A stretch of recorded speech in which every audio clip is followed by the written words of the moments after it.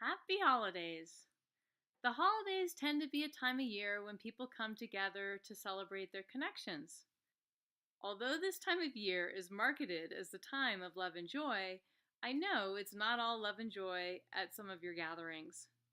I've put together a short series of tips about communication, which I'm hoping will help you experience, at minimum, peace and hopefully love and joy throughout the season. So I'm calling the first clip Why I'm Here and Why Am I Saying This? How to connect with what I want and to turn it into effective communication.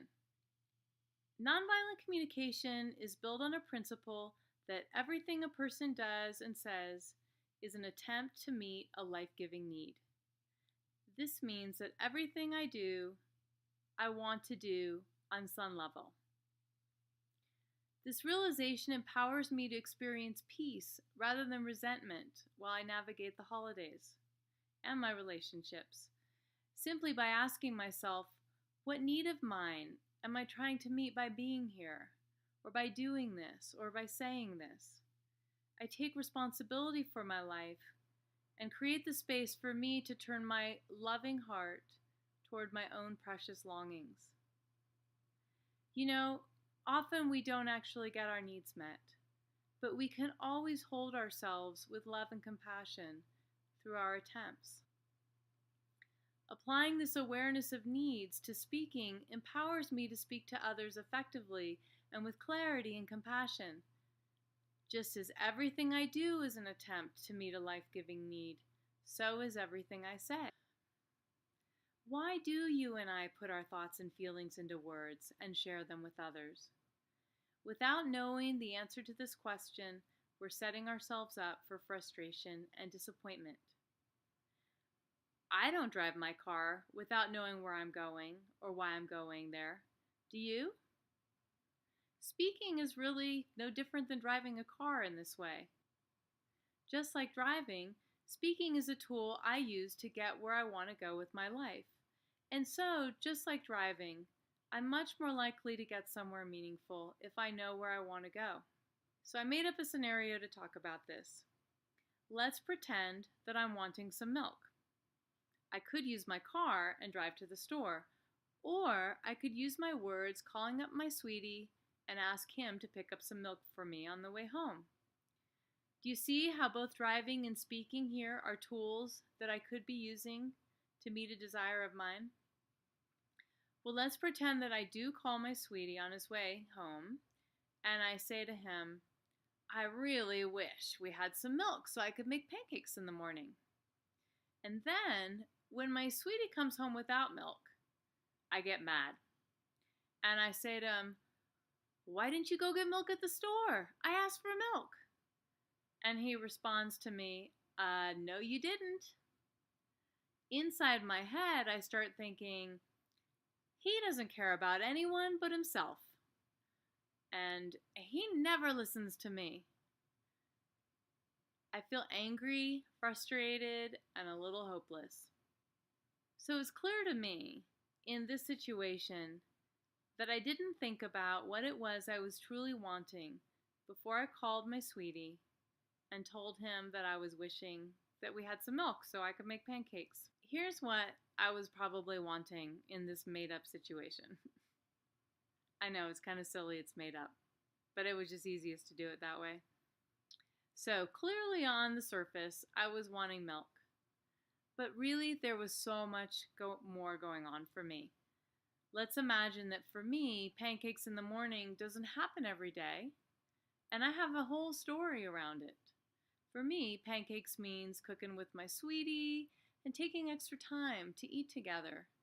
It means sharing something sweet and yummy and special, which again means taking some sweet and yummy time together.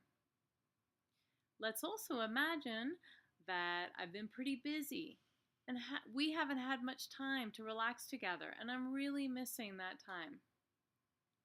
So now you can see how much bigger this journey is actually. It's not just about milk. Even more importantly, it's about me wanting some sweet, warm time with my sweetie. And there's even more. Remember the thought I had? He doesn't care about anyone but himself. He never listens to me. This is another clue as to what I was wanting. He doesn't care about himself lets me know that I was really wanting to know that I mattered and that I have my partner's support. He never listens to me lets me know that it's really important that I was being heard and understood. But I really didn't help my sweetie hear me or understand me because I didn't tell him clearly what it was that I was wanting. So now you can see how something so simple as letting somebody know that you're wishing you had some milk can become such a big deal. If only I had connected to all of this before giving my sweetie a call. If I had, then this is how it might have gone. I would have started with the phone call.